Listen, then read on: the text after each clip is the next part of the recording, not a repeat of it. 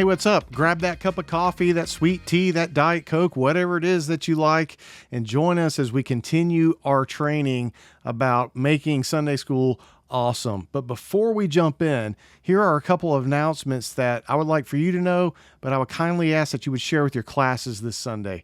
The first one is the Pillows and Blankets drive for the Ogeechee Fair workers. We're doing a meal for them on October 14th, and we want to provide them not only with a meal, but with also some pillows and blankets. And then we're going to be sharing the gospel with them. So if you can, announce to your classes to go shopping, bring those pillows and blankets to the church, drop them off near the Perry Fellowship Hall. And we want to really just bless the socks off of these fair workers with the pillows and blankets. Secondly, our fall festival is coming up, and we need a lot of volunteers to serve. The way to sign up to serve this year is to go to our website, click on the Fall Festival event, and click the registration button. You'll be able to sign up and choose a variety of things to sign up for. Sign up for as many things as you would like to serve, or just the things that you can serve in, and you'll see what's available and what's taken. And we would be extremely thankful for your service and the service of all of our church family in the Fall Festival. All right, so now let's get into our training time as we talk about building community within our classes. You know, building real community is something that is important in Sunday school. It goes beyond just attending a class for 1 hour every week. We want to go deeper in our relationships with people in the church. And building real community touches the heart of people and allows people to speak into the lives of others. This is the glue that keeps your class together, especially when tough times happen. So let's look at some tips on how we can work to build real community in our Sunday school classes. The first thing that we can do is that we can let the Bible be a part of everyday life.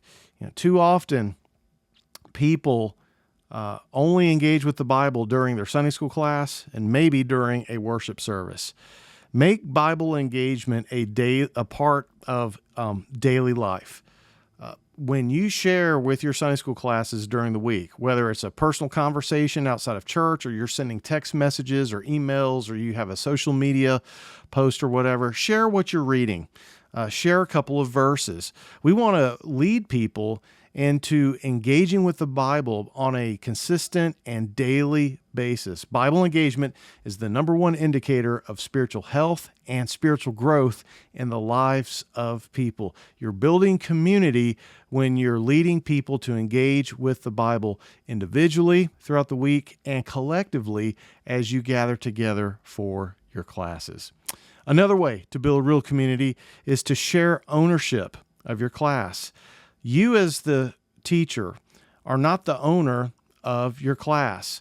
Listen to what people say when they describe Sunday school. They say, my class meets on the second floor of the Smith Building, or my class is studying the book of Romans. You notice that they are regarding it as their class. They're keeping it personal. They're saying, this is my class. So give people some ownership of the class. Delegate responsibilities. Invite others to teach and facilitate, to plan social outings and lead ministry projects, among other things. What this does is this helps to develop leaders in the class. And so when the time comes, not if the time comes, but when the time comes, and you have to step out of that position, whether God calls you to something else, whether you move away from Statesboro, or whether God calls you home to heaven, that class is set up for success because you've given everyone ownership of the class. That cauterizes the class. It brings it together. And so the class is not dependent on solely one person. They are dependent upon one another. Another way to build community is that during class, facilitate healthy discussion among people. This engages more people with the Bible, and it helps them to participate in the class together. This also says, hey, you have value. We want to know what you think, how you've been engaging with this truth that we just read, or maybe you just discovered? What are you thinking? How are you navigating through this? How are you wrestling with this? The best classes are the ones where people actively participate week after week. It fosters both spiritual and relational growth among participants. Another way to build healthy community is when classes attend worship services together. I don't know if you've really put a lot of thought into this, but have you considered your class sitting together in a worship service? That might be a challenge, depending on the makeup of your class, or if your class is like a men's class or a women's class, and then you've got spouses that go to different classes. But see if you can get a lot of people in your class to attend worship service together. When you study the Word and talk about it together, and when you worship together, this helps to strengthen spiritual community as you participate in worship and in the Word. Next, another way to build community is to do fun stuff away from the church. You know, knowing someone just in your class only gives you one perspective of them, and the same can be said of you. They only see you when you are at the class. It's like looking at a nice house, but only from the side. You don't know what the front looks like. You don't know what the back looks like. And it helps you to get to know people better and to see them in a different element. And you engage socially. And it's fun.